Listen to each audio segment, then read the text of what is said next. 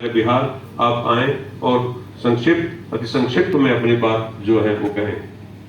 अवधेश कुमार, आशुतोष कुमार, अभय कुमार जी। आदरणीय मंच, हमारे अध्यक्ष महोदय की अनुमति से मैं अपनी कुछ बात रखना चाहता हूं। हमसे पूर्व वक्ता डॉक्टर आशुतोष कुमार ने हमारे मंच के बारे में विस्तार से बता दिया है और हमारे संचालक राज शर्मा जी भी बताते रहते हैं। हम जिस उद्देश्य से मलेशिया आए हैं और जो मलेशिया में जो भारतीय हैं और जो उनका सांस्कृतिक संबंध है, इस बात के लिए साहित्य संचय शोध संवाद संस्थान के अध्यक्ष डॉक्टर मनोज कुमार जी को बहुत बहुत धन्यवाद कि उन्होंने भारतीय को मॉरिशस में जोड़ा है, एक संवाद के माध्यम से, एक सेमिनार के माध्यम से और अंतर्राष्ट्रीय स्तर पे जिस तरह से प्रोफेसर हमारे मणि रत्नम सर ने जिस तरह से लैंग्वेज की बात की। Actually sir, language is identity but it creates the conflict with in the language.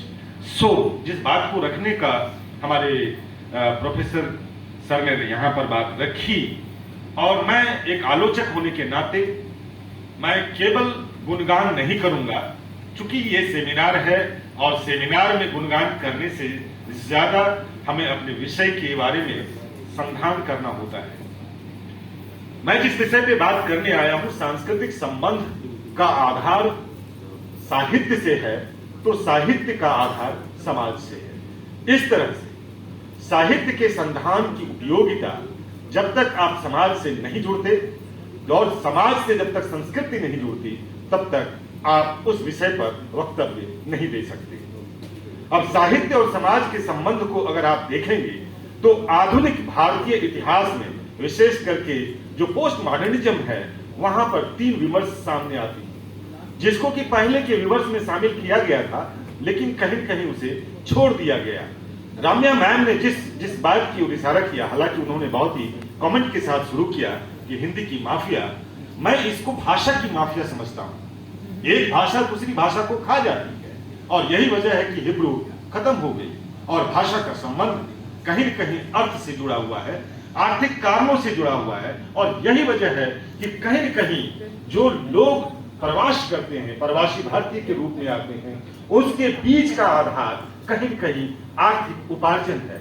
लोग शौक से अपने देश से बाहर नहीं जाते, और अगर शौक से कोई देश से बाहर नहीं जाते तो अपनी संस्कृति को संजोए रखना चाहते हैं।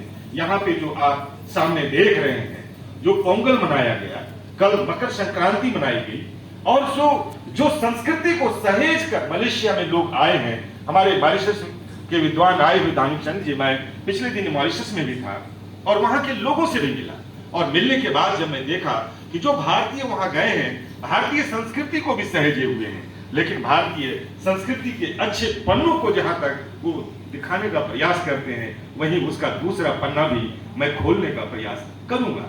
क्योंकि साहित्य और समाज के संबंधों की व्याख्या केवल हम गुणगान करके नहीं कर सकते। जिस सेमिनार में हम आए हैं और हमारे विद्वान प्रोफेसर यहाँ बैठे हुए हैं, उनके बीच हमें उन बातों को भी रखना होगा कि हमारे अंदर की कमियां क्या है। कबीर कहते हैं, निंदक नियरे राखिए आंगन कुटी छवाए। अगर आप निंदक को पास नहीं रखते तो आपका विकास संभव नहीं है। और यदि आप केवल गुणगान करते रहेंगे तो भारतीय इतिहास में बहुत सारे भाट रचनाकार हुए, जिसने राजाओं की प्रशस्ति तो लिखी, लेकिन वो राजा हारते रहे। मैं वह दूसरी प्रशस्ति लिखने का प्रयास नहीं करूंगा, और जो यह प्रशस्ति लिखेंगे, एक आलोचक होने के नाते मैं उसे जरूर काटूंगा। खामखा लोगों ने इतनी बड़ाइयां कर दी, और 750 साल का इतिहास अगर उल्टा कर देखें भारत का, तो गुलामियों का इतिहास है। 1194 से लेकर 1947 तक हम क्या थे। और जिन्होंने धनुचंद ने बात कही कि हिंदी लड़ती रही, वाकई में लड़ती रही है, और आप भी लड़ते रहे। और ये जो लड़ने के पीछे का जो कारण है, वह साहित्य और समाज के संबंधों को समझना बहुत जरूरी है। एक बात जो बहुत बड़ी बात हमारे प्रोफेसर मणिमारन सुब्रमण्यम जी ने कही थी कि लैंग्वेज आइडेंटिटी, जो दो चीजें हैं, वह किस तरह से हमारी स्वीकृति प्रदान करती है। Sir, actually you don't understand the Hindi, but I will try in English. Actually we have discuss about that कि if you should think about the identity. You must have create your identity that you think the other's identity must be prevalent. If you diminish the other's identity or language, automatically you will be finished.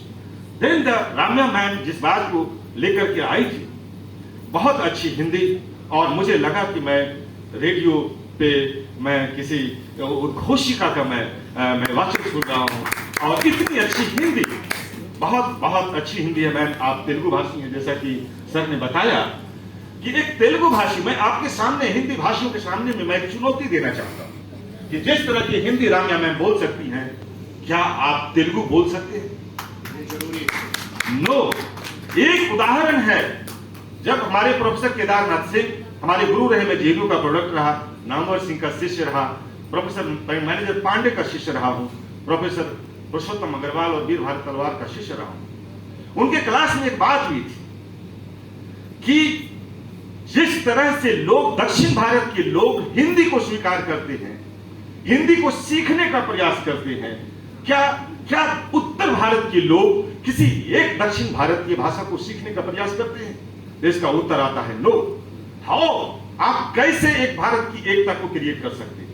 केवल उत्तर भारत ही भारत नहीं है, आपका भारत उत्तर पश्चिम चारों तरफ फैला हुआ है, और आपकी 22 भाषाएं आपके भारतीय संविधान में लिखित हैं। और जब तक आप भारतीय भाषाओं में से कम 2-3 भाषा को भी स्वीकार नहीं करते, तो आप कैसे राम्या मैम से कह सकते हैं कि आप हिंदी सीखिए?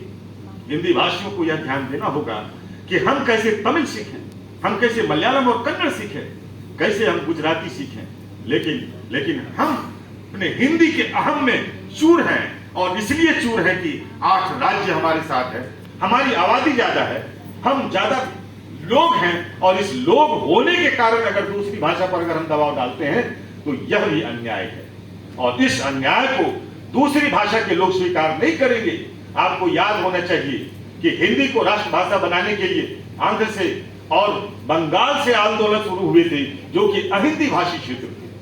बाद में उन्हीं लोगों ने क्यों विरोध किया, इस पर शोध की जरूरत है। राष्ट्रभाषा भारत की बनी नहीं है मैम, ये राजभाषा है, और राजभाषा के रूप में ही अगर हिंदी रहे तो क्या आप चाहेंगे कि राष्ट्रभाषा का स्वरूप क्या हो? तीसरी बात जो आपसे मैं कहना चाहता हूं कि जो डॉक्टर आशुतोष कुमार ने जो प्रवासी भारतीय को भारतीय का राजदूत कहा है, वो आपसे कुछ नहीं लेता, वो आपकी संस्कृति को संजोए हुए है। जब मैं मॉरिशस में था, तो आप मॉरिशस में जब आप जाएंगे, जो आप हिंदू कहते हैं, हर एक के घर के आगे एक हनुमान उपस्थित है मॉरिशस में। वो आपकी संस्कृति को ढोए हुई है, और जब आपकी संस्कृति को वो ढो रहा है, आप किसकी संस्कृति को ढो रहे हैं? जितने हिंदी के प्रोफेसर हैं, आप अपने हृदय पे हाथ रखिए और पूछिए कि आप में से कितने लोग हैं जो अपने बच्चों को हिंदी पढ़ाना चाहते हैं। पढ़ाते कॉन्वेंट स्कूल में हैं, कुछ लोग होंगे मैडम, बहुत बहुत धन्यवाद। कुछ लोग होंगे जो कॉन्वेंट स्कूल में नहीं पढ़ाते होंगे, लेकिन ज्यादातर लोग अंग्रेजी माध्यम के स्कूलों में पढ़ाते हैं। क्यों? क्योंकि अंग्रेजी अर्थव्यवस्था के माध्यम से पली भरी है, और वह आपके पेट को भरने का काम करती है। जिस दिन हिंदी भी आपके पेट को भरने का काम करेगी, हिंदी को भी दुनिया अपनाएगी। सवाल यह है कि केवल हम भावनावश किसी बात को रख दें मंच पर, और हम उससे चाहें कि हिंदी महान हो जाए, तो मैं इसे सही नहीं समझता। आखिरी बात, चूंकि संयोजक महोदय जो हमारे हैं, उन्होंने ये पर्चा थमा दिया है। जो साहित्य और समाज का जो संबंध है, जो आधुनिक समाज है, उसमें 3 तरह के विमर्श आए हुए हैं: दलित विमर्श, आदिवासी विमर्श और स्त्री विमर्श, जिसको कि पिछले के साहित्यकारों ने छोड़ दिया, और वर्ल्ड वाइड इस पे विमर्श हो रहा है। जब मैं मॉरिशस में गया, फ्रांस गया, पेरिस, इटली और ऑस्ट्रिया गया, तो वहां भी मैं इस बात को रखने का प्रयास किया कि जो अस्मितामूलक विमर्श हैं, जो हाशिए पर के लोग हैं, हिंदी उसे कैसे स्थान देती है। हिंदी ने स्थान दिया है। दलित साहित्य में बहुत सारी रचनाएं हो रही हैं, और उन रचनाओं को अगर आप देखेंगे तो साफ तौर पे आप देखेंगे कि भारतीय संस्कृति के जो दो भाग हैं, एक श्रमण संस्कृति और एक ब्राह्मण संस्कृति, दोनों के बीच मुठभेड़ है। मेरा पेपर उसी पे था, लेकिन मनोज जी ने मेरा नाम इस तरह से डाला, लेकिन मैं कोशिश करूंगा कि आप मुझे उस वक्ता के रूप में भी बुलाएं। और हिंदी संचय शोध संवाद को बहुत बहुत धन्यवाद कि भारतीयों को मॉरिशस की भूमि पे लाया, और इस भूमि को नमन, भारत को नमन, आप सभी को। हाँ, मलेशिया की भूमि, असल में क्या है कि मॉरिशस से आया हूं, अभी तक वो फीडबैक डिलीट नहीं हुआ है। बहुत बहुत धन्यवाद अध्यक्ष महोदय, आप सभी ने बहुत ध्यान से सुना। जय भीम, जय भारत।